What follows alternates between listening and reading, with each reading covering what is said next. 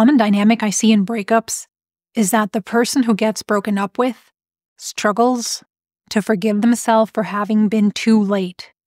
Too late in realizing the depth of the relationship problems. Too late in understanding how close to the end of the relationship their partner has been. And too late in doing something to resolve the problems. They keep tormenting themselves with accusations and reproach. Why didn't I see this coming? Why didn't I pay more attention earlier? Why didn't I do something sooner? Now it's too late and my beloved is gone. In this video, I'll address what to do in this situation and how to forgive yourself. So if this is something you struggle with, stay tuned. Obviously, there are many possible scenarios and stories behind a breakup in which one person is left feeling like they were too late in getting active for repair. In this video, I want to offer some thoughts to encourage your processing of your breakup so that you can move a step further along your healing journey. I'll address several different things that could be relevant to you and worthwhile to consider. At the same time, some of the things I share might not apply to your situation. Please see which of my thoughts fit and are helpful, and leave the other things I mentioned for other people to resonate with. Number 1, see it as a learning experience. One way of processing inner pain is to ask yourself, what can I learn from this for the future and my personal growth? And you might now hear an inner voice that says, but I don't want to learn for the future. I want myself to have learned in the past. Or, I want to learn how to get my ex back now. And of course, this voice is natural. It comes from your pain, loss. It's the voice of grief and perhaps also anger at the reality of the breakup. In order for you to heal, you'll need to access your inner self leader, the objective observer, and talk to that voice of grief something like this.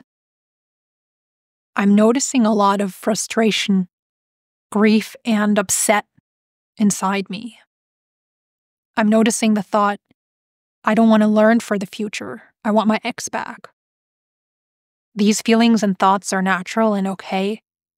I will give them room to be there in my inner world, knowing that they're like waves, and with time they will get smaller and smaller. Also, I won't identify with them. I want to identify with my self-leader, my inner adult, and support myself and guide myself through this difficult time in my life. This way you can now shift your focus onto your inner self-leader and the other parts in you that want to heal and work with them. These are the parts that are willing to look at what you can learn from this experience for your personal growth, relationship skills, emotional awareness, and future.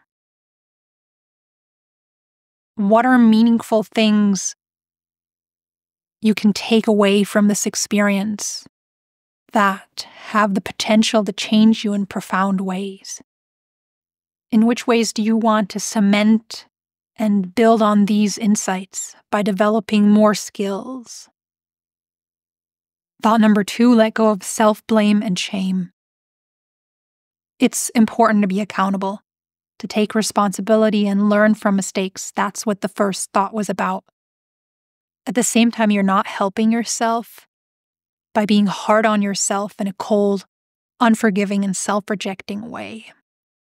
Everything that's important to you at this time in your life, healing, processing, growth, works better with kindness, gentleness, and compassion for yourself. And ultimately, these are also values and qualities that will improve your relationship skills. This means not allowing your inner critic to turn this time in your life into a self-condemning and utter despair fest. Whenever thoughts come up like, why did I wait? Why didn't I do something sooner? Now it's too late. Start by noticing and naming these thoughts. I notice the thought, I should have done something sooner. I'm having the thought, why did I wait? Then question these thoughts. What's behind these thoughts? Where are they coming from? Are the assumed facts behind these thoughts even realistic? Are they helpful? Is it helpful to identify and stick with these thoughts? What's the tone of these thoughts? Self-condemning or objective considering? Practice letting these thoughts go through cognitive diffusion techniques. I'll share a video where I explain how this works in the top right corner. In essence, it's noticing, naming these thoughts, and then disidentifying from them, letting them drift by without sticking to them. Also, you can engage with these thoughts and respond to them and see if that helps. You can respond something like, I'm not a horrible and defective human being. My value remains untouched by my mistakes. I acted in ways that I regret. At the same time, my actions are separate from my worth. I'll never make this mistake again. In future relationships, I'll be more secure around facing problems and conflict. It's really important to distinguish between your actions and your worth. Just because someone made a mistake doesn't mean they're a bad human or that they failed in every single way. When you feel like a complete failure, your thoughts underlie a cognitive distortion called overgeneralizing. It means you're generalizing from a very specific mistake, not having been as present and emotionally aware in your relationship as you would have liked yourself to have been in hindsight, to your whole identity. This breakup is not your identity. You're not a failure because this relationship failed. It's the difference between guilt and shame. When you feel guilt, it means you regret a mistake and want to learn from it.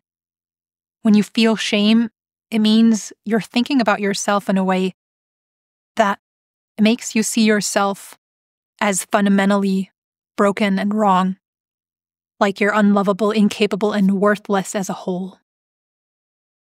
Remember, this is a cognitive distortion, not a fact. Your mistake doesn't make you worthless.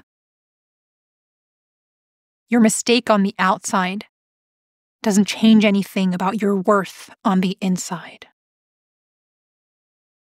Honestly, the reason you weren't as present as you'd like to have been is probably because of an insecurity in your attachment style and/or a low sense of self-worth. This isn't part of your personality or character. This is something you came by through the way you learned to understand yourself and relationships as a child. These are insecurities you can learn to change into security. And that only works when you separate your fundamental worth from the areas in which you want to grow. Otherwise, it'll be too painful to look at your potential for growth, and you'll be motivated to just avoid the whole topic altogether, which would mean that you'd repeat this pattern in your next relationship. Another way to respond to thoughts of harsh inner blame for being too late is to ask, would it really have been enough if I would have become active sooner? Getting broken up with is always a huge loss for our most important emotional and psychological needs. One of these is our need for control and orientation.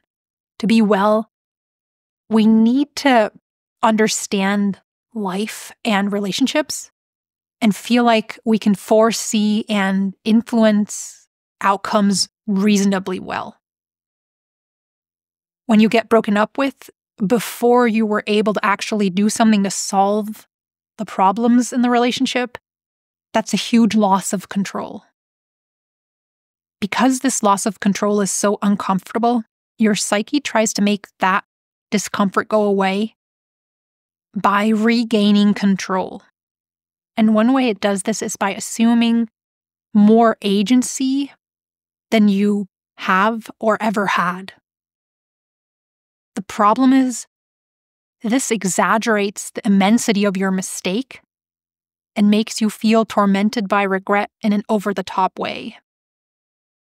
So one way of regaining inner balance and moving closer towards self-forgiveness is readjusting your mind's idea of how much control and influence you ever had. If you would have acted sooner, would you really have been able to resolve everything?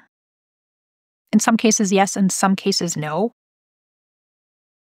The point is, you don't know. It helps to carry this assumption that you could have resolved everything more lightly, as you would carry an assumption, and not treat it as a fact, because it's false certainty. You don't actually know. Carry this assumption more like, who knows? This is an assumption, not something I actually know. Allow yourself to see how your partner was part of the dynamic that led to the breakup as well. Maybe your partner was more willing and active in working on the relationship, and for some reason their attempts didn't come through to you. Maybe it would have been impossible to get through to you. Or maybe your partner's attempts weren't that effective, or maybe it was a bit of both. This isn't about redistributing harsh blame and shame onto your ex. It's about being realistic with agency and control, and letting go of the pressure that it was all on you for being too late. That way you can redirect the emotional intensity of the breakup from self-blame and shame to healing and personal growth. All the best for that. Till next time, take care. And remember, this isn't the time to be cruel to yourself. Well, it never is, but especially not now.